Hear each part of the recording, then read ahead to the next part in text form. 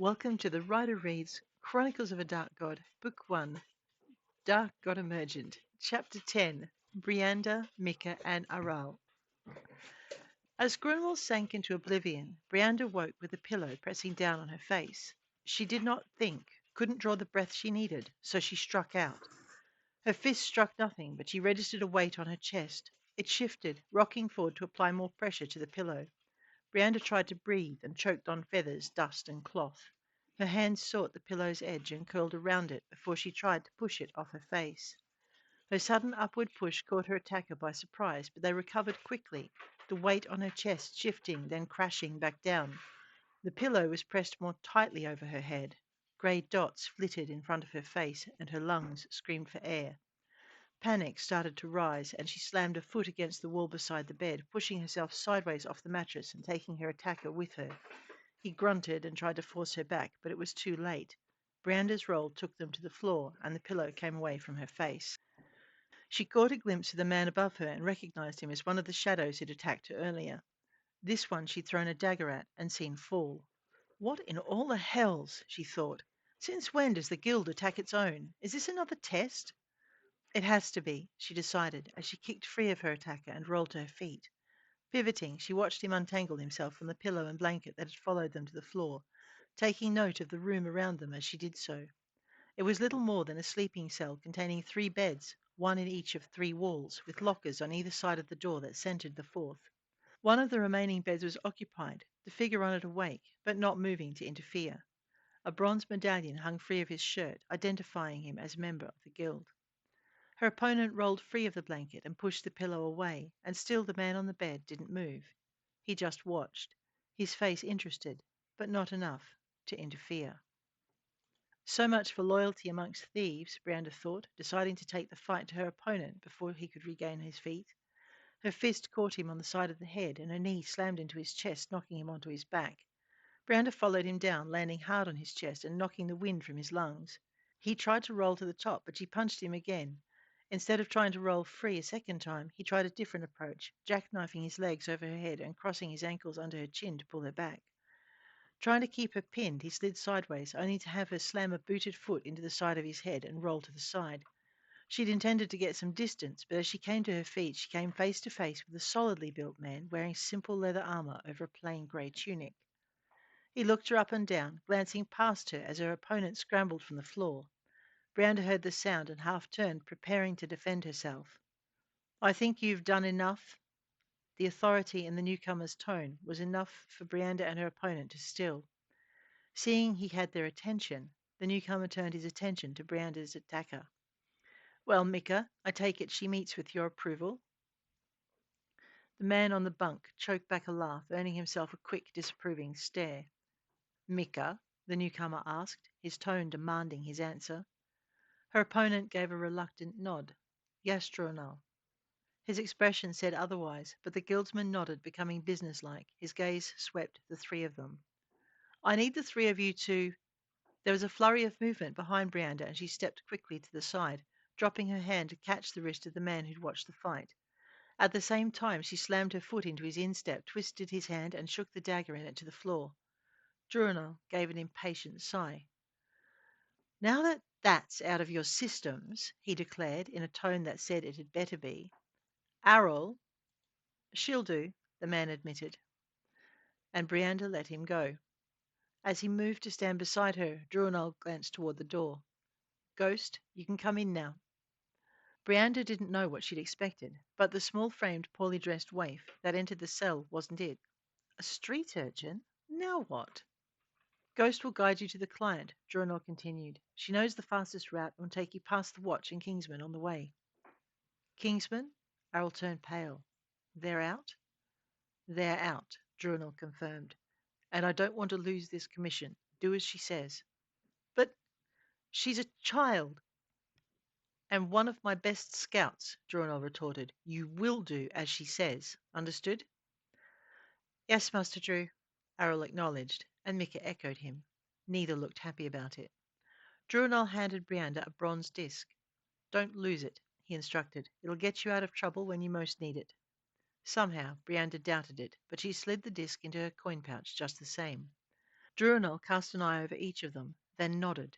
You'll do, he decided, and left moving with the grace of a dancer and the silence of a mouse. Brianda looked at the girl. The child met her gaze, her grey eyes curious and assessing. Then she looked over the other two and nodded. Come, she ordered, pivoting to take them into the corridor after Druanel. At first she seemed to be following the guildsmen, but then she took a side corridor and led them back to a familiar open space. Brianda recognized the giant of a man occupying it as soon as he turned his silvered head toward them.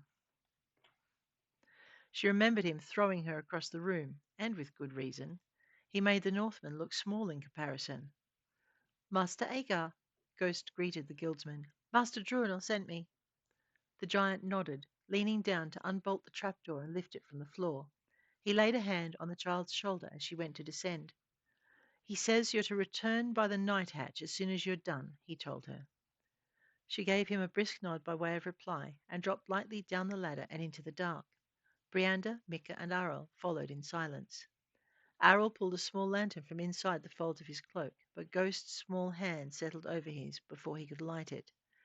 I have these, she told him, pulling 3 masks from her belt. They will help you see. Brianda pulled hers over her face and discovered the child was telling the truth. As soon as the mask had settled, she found she could see. No speaking, the girl instructed, and trotted down the tunnel. Brianda followed, aware of the 2 guildsmen trotting behind her. Their trip through the maintenance tunnels and sewers beneath Deathrath was swift and brief and silent. None of them spoke, least of all their tiny guide. She used hand gestures to direct them, leading them back to the city proper via a grate hidden between 2 close-set buildings. Brianda wondered what the client would say to the faint stench that clung to their clothes, and watched as Ghost refused Mika's help to replace the grate. Brianda guessed the girl had an independent streak a mile wide, but kept silent as Ghost led them to the end of the alley. They were about to emerge when they caught the sound of quiet footsteps moving in unison down the street. Pulling back into the shadows, they saw a group of 5 men walk quickly down the street and up the stairs to the house opposite. Secure in their hiding place, the guildsmen watched as its leader knocked. A well-built young woman opened the door, her blonde plait circling her head like a crown.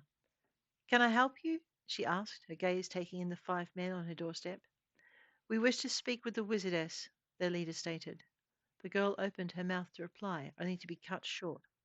"Immediately," he snapped. "The matter is quite urgent." "I'll see if she's available," the girl replied, and went to shut the door.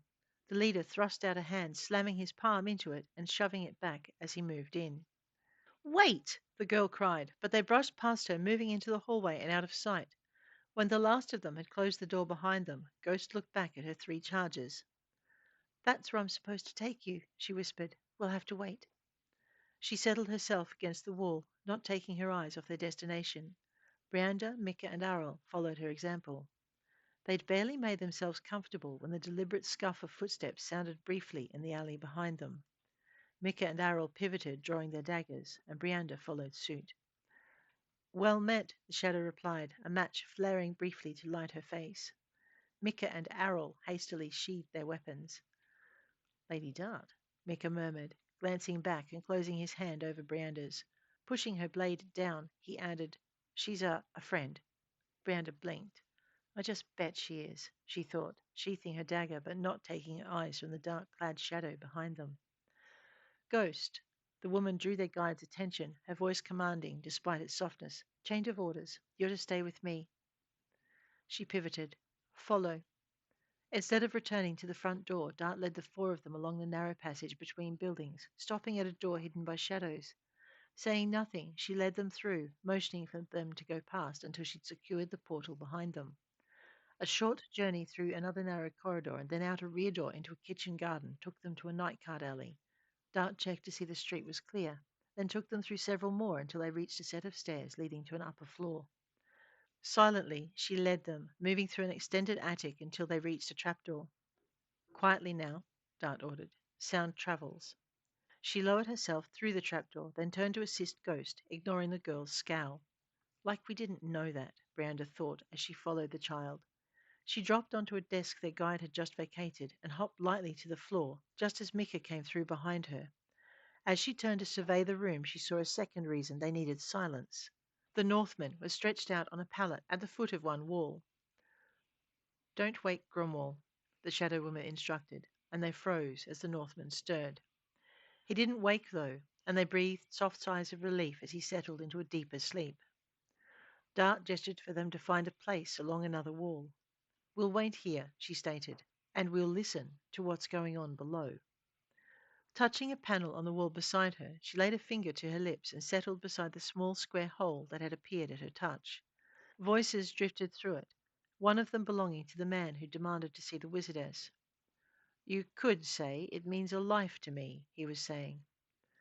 If it's so important, why not go to the guild? A woman's voice answered. Brianda didn't recognize it, but she guessed it belonged to the wizardess they'd been meant to see. The guild would compromise me, he snapped, scowling. Do you want the assignment or not? I'll take it, the woman replied. I'll make the retrieval and return it. She paused, clearly inviting him to finish the sentence. To the Foxhound Inn, tomorrow evening at sunset, he finished smoothly. Agreed, the woman replied. If you continue.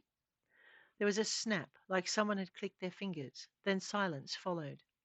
Brianda strained to hear any sound that might give her a clue as to what was happening below, but none came. Finally, her visitor spoke. Show the lady what it is I want her to fetch, he ordered. Cloth rustled and a soft clunk followed, and Brianda held her breath. Look into the mirror, the male voice instructed. More cloth rustled, and he added, Keep watching.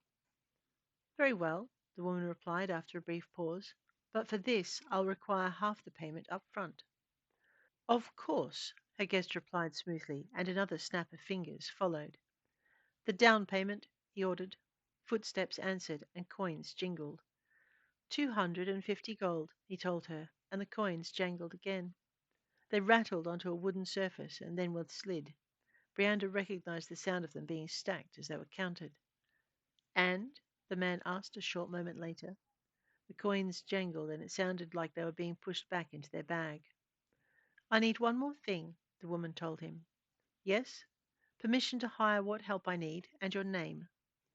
That's two things, her guest pointed out, but it sounded like he was smiling. But I'll grant them.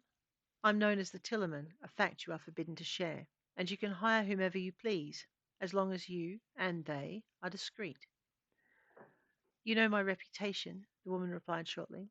Indeed, the Tillerman replied as a chair scraped back, and that is why I'm here and nowhere else. Footsteps sounded on the floor below, and the Tillerman spoke again. Until tomorrow, he stated, at the Foxhound Inn. Until tomorrow, the woman agreed. As the sound of footsteps receded, Dart touched the panel beside her, and it slid closed, cutting off all sound from below. She'll be here shortly, she told them, and they waited until the study door slid open. The Northman slept through it all.